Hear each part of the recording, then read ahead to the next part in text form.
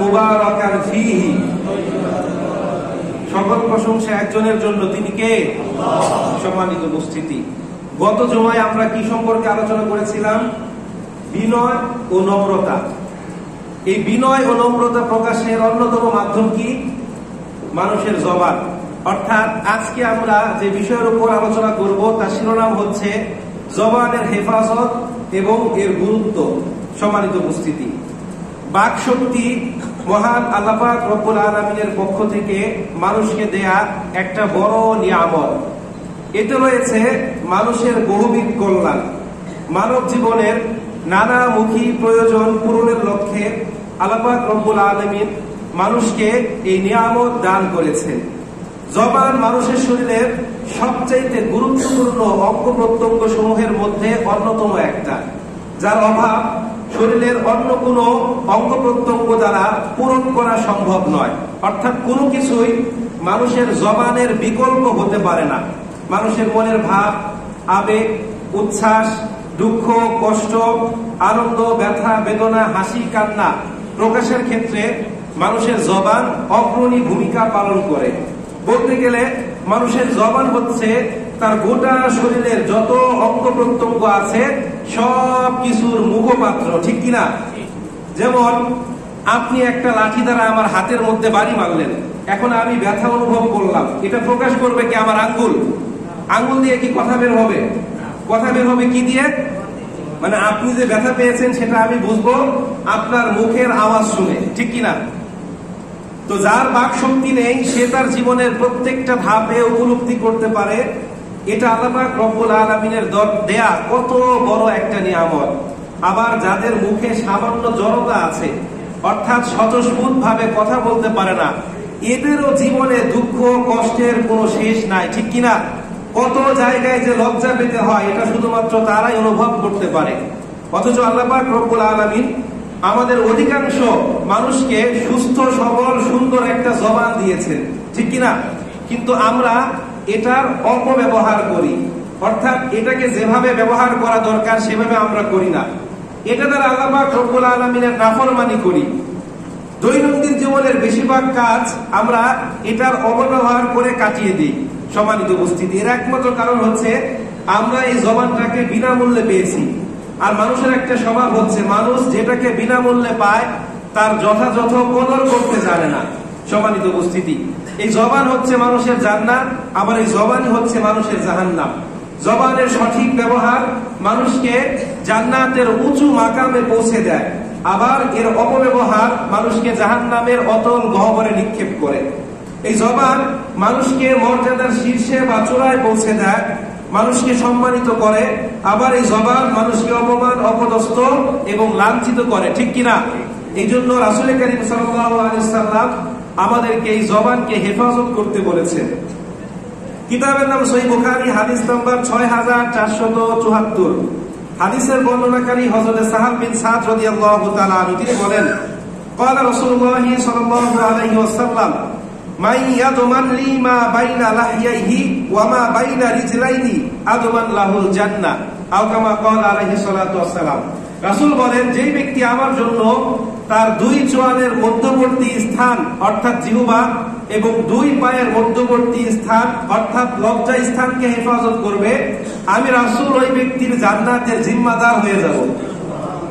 মানে এত সুন্দর একটা কথা আপনাদের কাছে কিছুই মনে হলো না? আর একটু জোরে বলে সুবহানাল্লাহ। রাসূল কয়টা অঙ্গের কথা বলেছেন? দুইটা, জিহ্বা এবং লজ্জা স্থান। এর মানে হচ্ছে এই দুইটা জিনিস দ্বারাই আমরা বেশিরভাগ গুনাহের কাজ করি, অর্থাৎ এই দুইটা অঙ্গ প্রত্যঙ্গের কারণে বেশিরভাগ মানুষ জাহান্নামী হবে। সম্মানিত উপস্থিতি, এখন জবানের সঠিক ব্যবহার কি? জবানের সঠিক ব্যবহার হচ্ছে এটা দিয়ে শব্দ কথা বলা, মানুষের ভালো বলা, উত্তম ভাষায় কথা বলা, ভদ্রতার সঙ্গে কথা বলা, ন্যায় কথা বলা, হক কথা বলা, কোরআন তেলাওয়াত করা, আল্লাহ পাক রব্বুল আলামিনের জিকির করা। আবার এই জবানের অপব্যবহার হচ্ছে মানুষকে অশ্লীল ভাষায় গালমন্দ করা, মানুষের সঙ্গে ঝগড়া করা, অন্যের গীবত করা, শিকায়াত করা, পরনিন্দা করা, দুশ্চর্চা করা।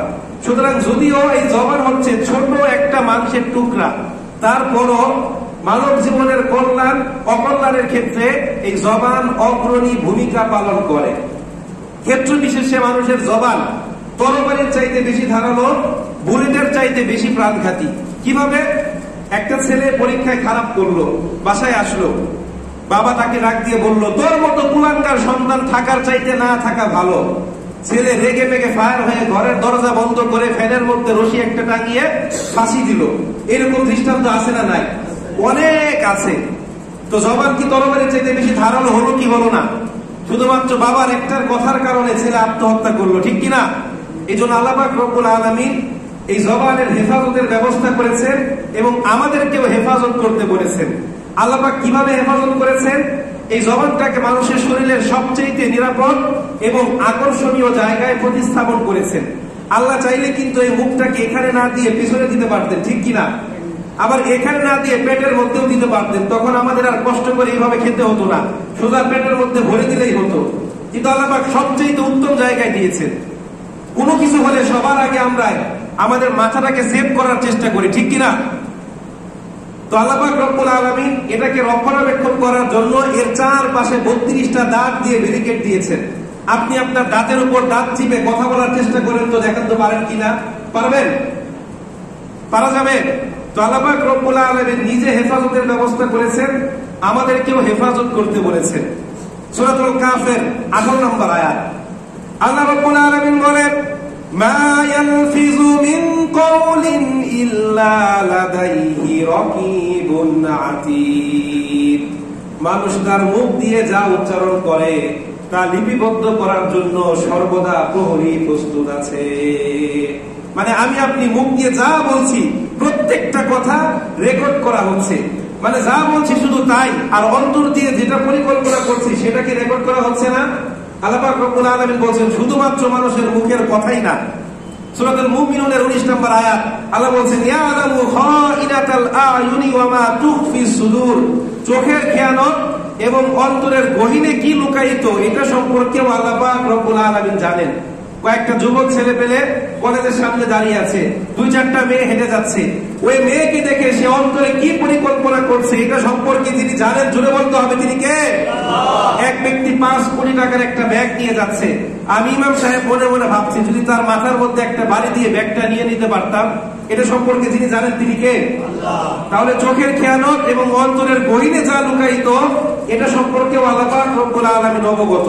সূরাতুল বাকারা 284 নম্বর আয়াত আল্লাহ বলেন, ওয়া ইন তুবদু মা ফি আনফুসিকুম আও তুখফুহু ইউহাসিবুকুম বিহিল্লাহ। এই দুনিয়ার মানুষ, তোমরা তোমাদের অন্তরের মধ্যে যা কিছু গোপন করো আর যা কিছু প্রকাশ করো সব কিছু সম্পর্কে আমি আল্লাহ পাক রব্বুল আলামিন অবগত। তোমাদের প্রত্যেকটা কৃতকর্ম সম্পর্কে আমি আল্লাহ পাক রব্বুল আলামিন হিসাব নিব। অতএব মানুষ যখন কথাবার্তা বলবে তাকে অবশ্যই চিন্তা ভাবনা করে কথাবার্তা বলতে হবে। তাকে ভাবতে হবে যে আমি যা বলছি আমার প্রত্যেকটা কথা রেকর্ড করা হচ্ছে। পরকাল দিবসে আল্লাহ পাক রব্বুল আলামিন আমাকে জিজ্ঞাসাবাদ করবে, এর জন্য আমাকে হিসাব দিতে হবে, ঠিক কিনা? এই জন্য বেহুদা কোনো কথাবার্তা বলা ঠিক নয়। একটা কথা বলার আগে ভাবতে হবে আমি যে কথাটা বলছি এটার জাগতিক ফায়দা কতটুকু, পরকালীন ফায়দা কতটুকু, আমার কথার দ্বারা ব্যক্তি, পরিবার, সমাজ, রাষ্ট্রের কোনো ক্ষতি হবে কিনা, আমার কথার কারণে মৃত্যুর পর আমার কবরে কোনো আযাব হবে কিনা, আমার কথার কারণে কেউ মৃত্যুবরণ করে কিনা, আমার কথার দ্বারা উদ্বুদ্ধ হয়ে যদি কেউ খারাপ কাজ করে এর দায়ভার কিন্তু আমাকেই গ্রহণ করতে হবে, ঠিক কিনা? এই জন্য জবানকে কি করতে হবে? কন্ট্রোল করতে হবে। সম্মানিত উপস্থিতি, কিতাবের নাম সহিহ মুসলিম, হাদিস নাম্বার 6473। হাদিসের বর্ণনাকারী হযরত আবু হুরায়রা রাদিয়াল্লাহু তাআলা আনহু, তিনি বলেন, আন্না রাসূলুল্লাহ সাল্লাল্লাহু আলাইহি ওয়াসাল্লাম قال أتدرون ما المفلس قالوا المفلس فينا من لا درهم ولا متاع فقال رسول الله صلى الله عليه وسلم إن المفلس من أمتي يأتي يوم القيامة بصلاة وزكاة وحج إلى آخر الحديث أو كما قال عليه الصلاة والسلام। রাসূল একবার সাহাবা-কেরামদেরকে জিজ্ঞাসাবাদ করলেন, হে আমার সাহাবীরা, তোমরা কি জানো সবচেয়ে গরীব কোন ব্যক্তি? সাহাবা-কেরাম বলেন, ইয়া রাসূলুল্লাহ, আমাদের কাছে মনে হয় সবচেয়ে বেশি গরীব ওই ব্যক্তি যার কোনো দিরহাম নাই, সম্পদ নাই। রাসূল বললেন, না, নিশ্চয়ই আমার উম্মতের মধ্যে ওই ব্যক্তি সবচাইতে বেশি গরীব যে কিয়ামতের দিন বিপুল পরিমাণ নামাজ, যাকাত, রোজা, হজ, দান, সদকা এগুলোর নেকি নিয়ে উঠবে। অতঃপর দুনিয়াতে থাকতে সে কাউকে গালি দিয়েছিল, কারো নামে মিথ্যা অপবাদ দিয়েছিল, কাউকে হত্যা করেছিল, কারো সম্পদ অন্যায় ভাবে আত্মসাৎ করেছিল। তো সেদিন যখন তাকে বিচারের জন্য ডাকা হবে, তখন তার পাওনাদাররা এসে উপস্থিত হবে, বলবে হে আল্লাহ, এ তো আমার কাছ থেকে এটা নিয়েছিল, আমাকে গালি দিয়েছিল, আমার নামে দুশ্চর্চা করেছিল। তখন তার আমলনামা থেকে কিছু কিছু সওয়াব তাদেরকে দিয়ে দেওয়া হবে। এক পর্যায়ে তার সমস্ত নেক ফুরিয়ে যাবে। তখন এক ব্যক্তি এসে বলবে হে আল্লাহ, সে তো আমার কাছ থেকে এটা নিয়েছিল। আল্লাহ পাক বলবে তার তো আর দেওয়ার মতো কিছুই নাই, সুতরাং তোমার গুনাহগুলো তার ঘাড়ের উপর চাপিয়ে দাও। এভাবে দেখা যাবে বিপুল পরিমাণ সওয়াব নিয়ে উঠেও ওই ব্যক্তি জাহান্নামের অতল গহ্বরে নিক্ষিপ্ত হবে। এখন একবার চিন্তা করে দেখেন তো, যে আমরা কি পরিমাণ ভালো কাজ করি আর কি পরিমাণ খারাপ কাজ করি। আমাদের এমন কোন মজলিসটা আছে যেখানে বসে আমরা অন্যের দুশ্চর্চা করি না, পরনিন্দা করি না, চুগলখড়ি করি না? এমনকি আমরা মসজিদে নামাজ পড়তে এসেও অন্যের দুশ্চর্চা করি, ঠিক কিনা? সম্মানিত উপস্থিতি, আমরা মনে করছি আমরা নামাজ পড়ছি, যাকাত দিচ্ছি, রোজা রাখছি, হজ করছি, এভাবে আমরা নেকির পাহাড় করে তুলছি। আসলে খোঁজ নিলে দেখা যায় আমাদের পাত্রটাই ফুটা।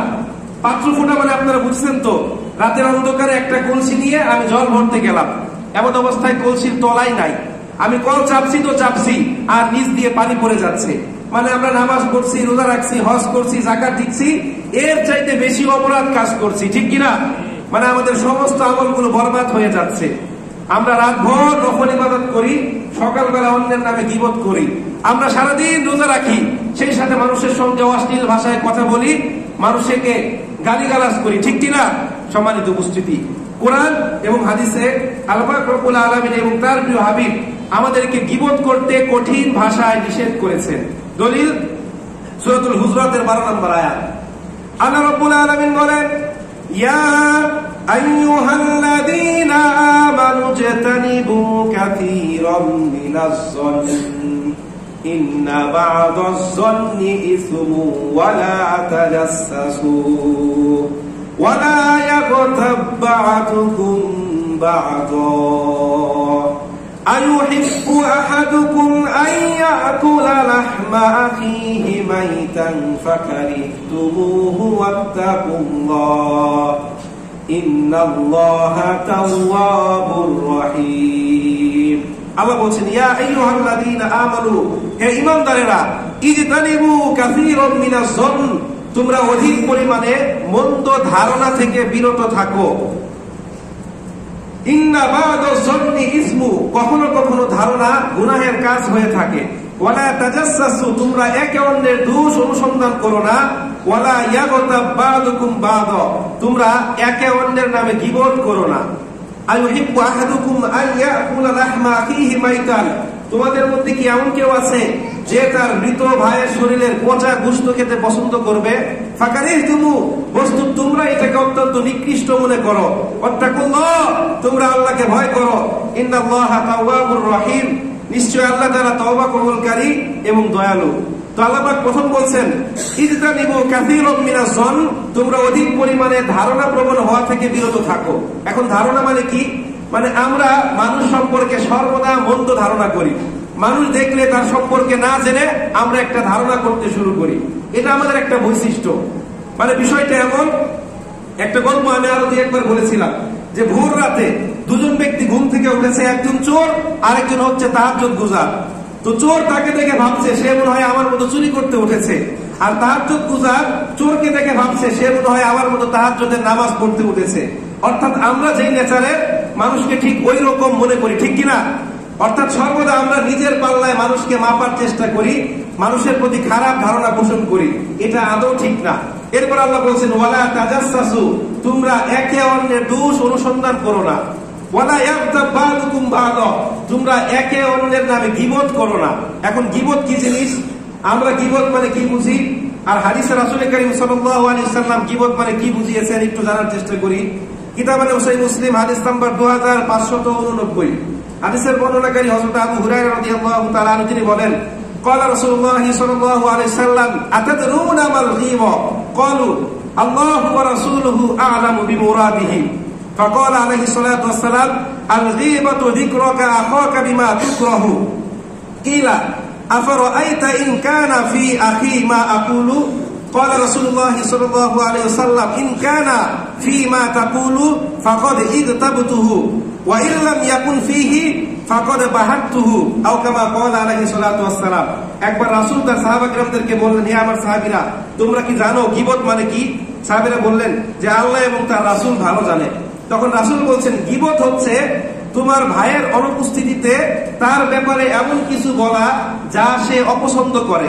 তখন সাহাবা-কিরাম বলেন, ইয়া রাসূলুল্লাহ, আমরা তার সম্পর্কে যে কথাটা বলি এই দোষটা যদি তার মধ্যে বিদ্যমান থাকে, রাসূল বললেন যে এই দোষটা যদি তার মধ্যে বিদ্যমান থাকে এরপরও তার অনুপস্থিতিতে এটা বলা হচ্ছে গীবত। আর যদি তার মধ্যে না থাকে তাহলে তুমি তার প্রতি মিথ্যা অপবাদ আরোপ করলে। আপনাদের কি বিষয়টা ক্লিয়ার? গীবত কাকে বলে? মানে একটা অপরাধ আমি করি, তারপরও আমার অনুপস্থিতিতে সেইটা বলা। আর যদি আমি না করি তাহলে তো আপনি আমার প্রতি মিথ্যা অপবাদ দিলেন। সম্মানিত উপস্থিতি, তাফসীর ইবনে কাসিরের মধ্যে আছে, হযরত আবু হুরায়রা রাদিয়াল্লাহু তাআলা আনহু বর্ণিত, তিনি বলেন একদিন হযরত মাইজ বিন মালিক রাদিয়াল্লাহু তাআলা আনহু রাসূলের কাছে এসে বলেন, ইয়া রাসূলুল্লাহ, আমি তো জিনা করে ফেলেছি। রাসূল তার গোলাপি চেহারাটা কুচকুচে কালো হয়ে গেল, অর্থাৎ প্রায় রক্তিম হয়ে গেল। রাসূল কিছু বললেন না। একবার, দুবার, তিনবার, চারবার, পঞ্চমবার যখন তিনি এই কথা বললেন, রাসূল বললেন, সত্যিই কি তুমি জিনা করেছো? সে বললেন, ইয়া রাসূলুল্লাহ, আমি করেছি। রাসূল বললেন, ঠিক আছে, তুমি এখন কি করতে চাও? তুমি কি জানো জিনা কাকে বলে? সে বললেন, ইয়া রাসূলুল্লাহ, আমি জানি। মানুষ তার বৈধ স্ত্রীর সঙ্গে যা করে, বেগানা কোন নারীর সাথে এমন কিছু করাকেই জিনা বলা হয়। রাসূল বললেন, ঠিক আছে, এখন তুমি কি করতে চাও? সে বললেন, ইয়া রাসূলুল্লাহ, আমি আমাকে পবিত্র করতে চাই, নিজেকে পরিশুদ্ধ করতে চাই। তখন রাসূল দুজন সাহাবীকে তার বাড়িতে পাঠালেন যে তার মস্তিষ্ক বিকৃত হয়েছে কিনা দেখার জন্য। তারা দেখলেন যে না, সে পরিপূর্ণ সুস্থ আছে। এরপর একজনকে বললেন তার চেহারা একটু শোকার জন্য সে কি মদ্যপান করেছে কিনা, দেখলেন যে না, সে সুস্থ আছে। তখন রাসূল তার প্রতি হুদ কায়েমের আদেশ দিলেন। অর্থাৎ জিনার শাস্তি কি বলেন তো? অবিবাহিত অবস্থায় কেউ যদি জিনা করে, জনসম্মুখে তাদেরকে কি করতে হবে? 80টা বেত্রাঘাত করতে হবে। আর বিবাহিত কেউ যদি জিনা করে তাদের শাস্তি কি? বুক পর্যন্ত মাটিতে গেড়ে পাথর নিক্ষেপ করতে করতে হত্যা করা। এখন আমার সমাজে পরকীয়া আছে না নাই? বলেন তো, আছে না নাই? কম না বেশি?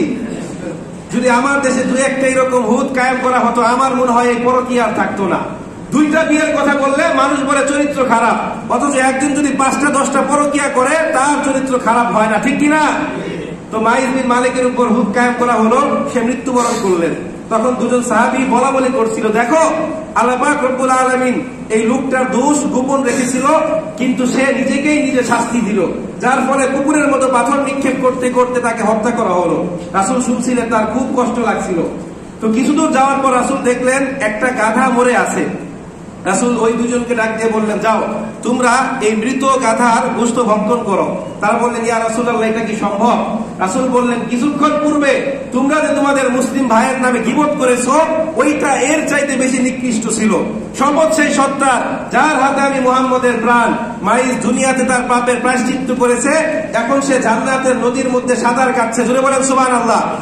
এর মানে আমাদের কি করা যাবে না বলেন তো? কারণ আমি গীবত করা যাবে না। এর মানে এই নয় যে কেউ একটা খারাপ কাজ করছে এটা দেখার পরও আমি চুপ করে থাকবো।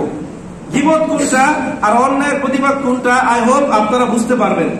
আমি প্রতিদিন দেখি যে একজন ব্যক্তি পুকুর থেকে পানি নিয়ে দুধের মধ্যে পানি মেশায়। এখন এটা যদি আমি মানুষের কাছে বলি, এটা কি গীবত হবে? বলেন, এটা কি গীবত হবে?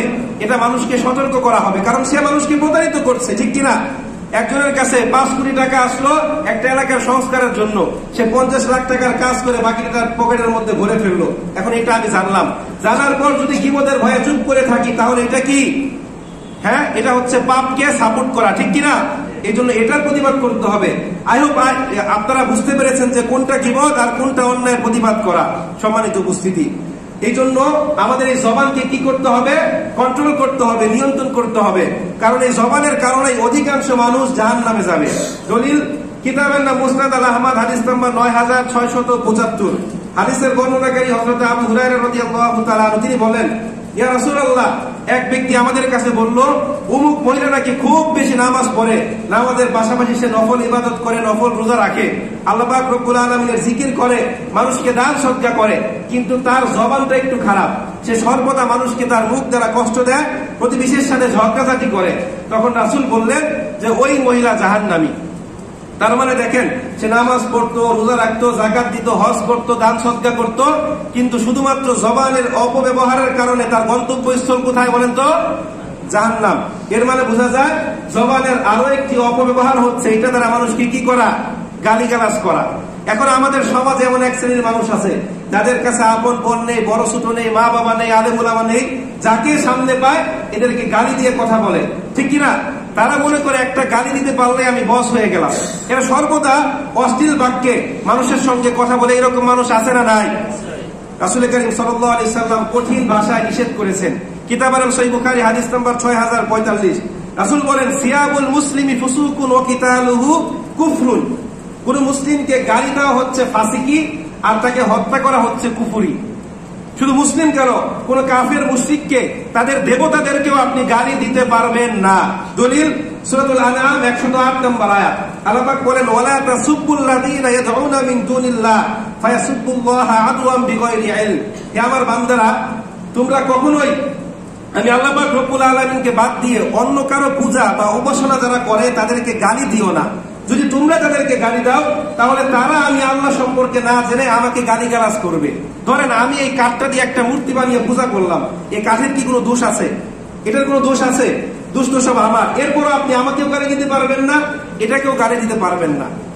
আপনি যদি তাদেরকে গালি দেন, হিন্দুদেরকে গালি দেন, তারাও তো আমার আল্লাহকে গালি দিবে, ঠিক কিনা? এই জন্য কোন কাফের মুশরিককেও গালি দেওয়া যাবে না। গালি তো দূরের কথা, গত জুমায় আমরা যেটা আলোচনা করলাম যে মানুষের সঙ্গে সর্বদা নম্র, ভদ্র এবং কোমল আচরণ করতে হবে। তাদের সঙ্গে সুন্দর ভাষায় কি করতে হবে? কথা বলতে হবে। এমনকি ঝগড়া করতে হলেও সেটা উত্তম ভাষায় করতে হবে, ঠিক কিনা? সম্মানিত উপস্থিতি, মানুষ তার ব্যক্তি সত্তাকে অপরাধ, নাফরমানি এবং গুনাহ থেকে বাঁচাতে সবার আগে তার জবানকে রক্ষণাবেক্ষণ করতে হবে, হেফাজত করতে হবে। আর এই জবানের হেফাজত হবে জবানকে যথাযথ কন্ট্রোল করার মাধ্যমে, নিয়ন্ত্রণ করার মাধ্যমে। কিতাবের নাম মুসনাদ আল আহমদ, হাদিস নাম্বার 6987। এক সাহাবী রাসূলকে বললেন, মান নাজাতু ইয়া রাসূলুল্লাহ, ইয়া রাসূলুল্লাহ নাজাত কিসে?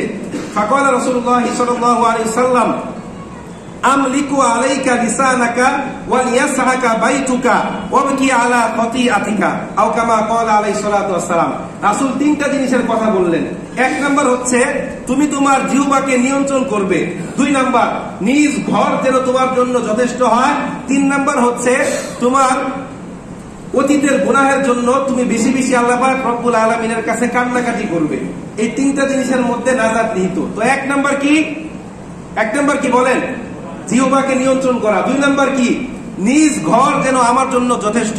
এখন এটা দ্বারা কি বুঝিয়েছে? আপনার ঘর মানে আপনার স্ত্রী, আপনার ঘর মানে আপনার সম্পদ, আপনার ঘর মানে আপনার যা আছে তা যেন আপনার জন্য যথেষ্ট হয়। অন্যের কোন জিনিসের দিকে আপনি যেন হাত না বাড়ান। ব্যাখ্যা অনেক বড়, আশা করি আপনাদেরকে আমি বুঝাতে পেরেছি।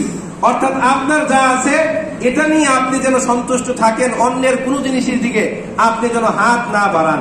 সম্মানিত উপস্থিতি, সময় থাকতে থাকতে আমাদের এই জিহ্বাকে কন্ট্রোল করতে হবে, অন্যথায় একদিন আপনার জিহ্বা আপনার বিরুদ্ধে আল্লাহ পাক রব্বুল আলামিনের দরবারে সাক্ষ্য দিবে।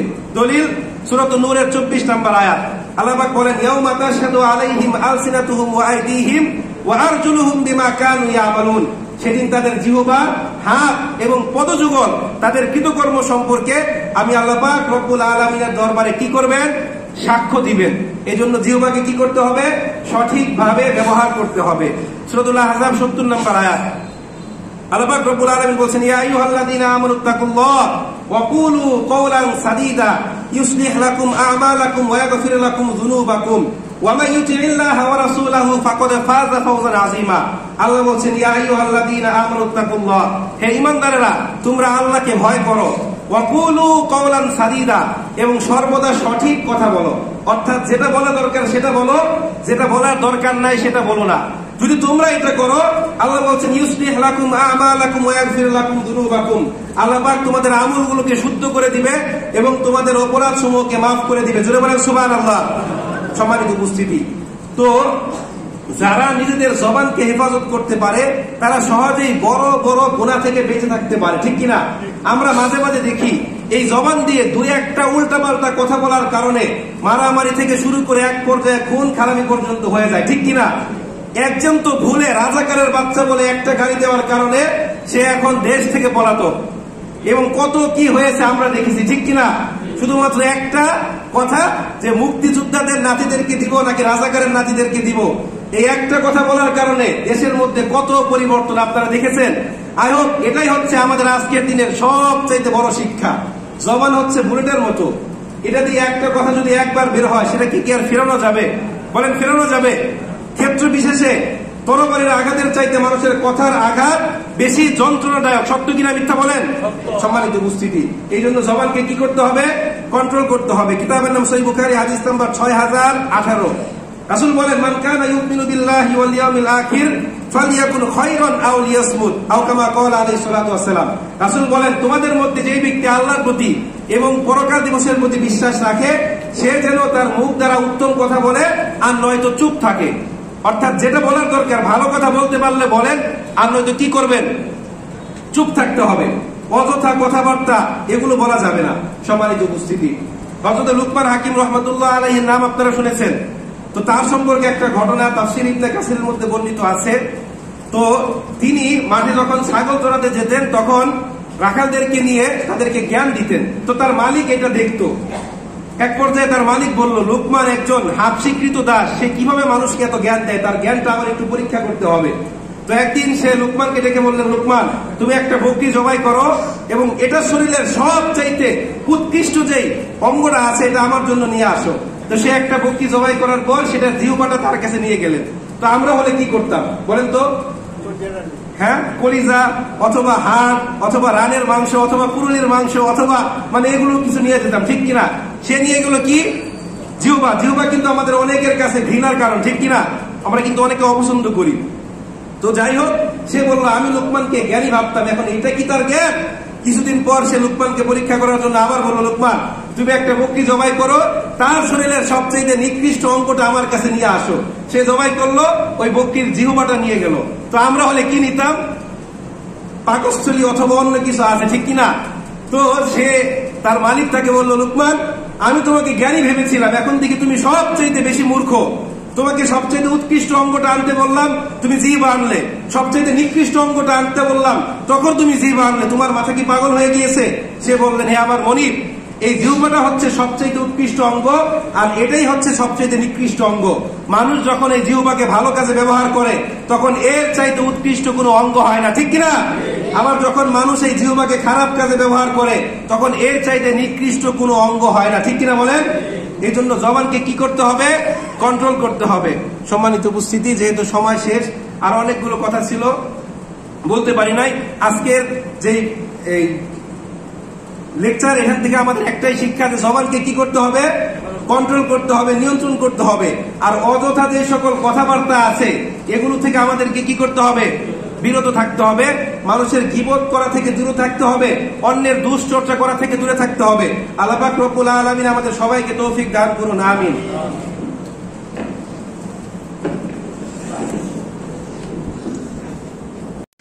এই যে আমাদের তাওহীদ বাবা, ওই দেখো তোমার আম্মু, তাকাও, ওই দেখো তোমার আম্মু, তাকাও, আম্মুর দিকে এমনি রাগে তাকাইছো কে? তাওহীদ আমার বাবা, আমার বাবা।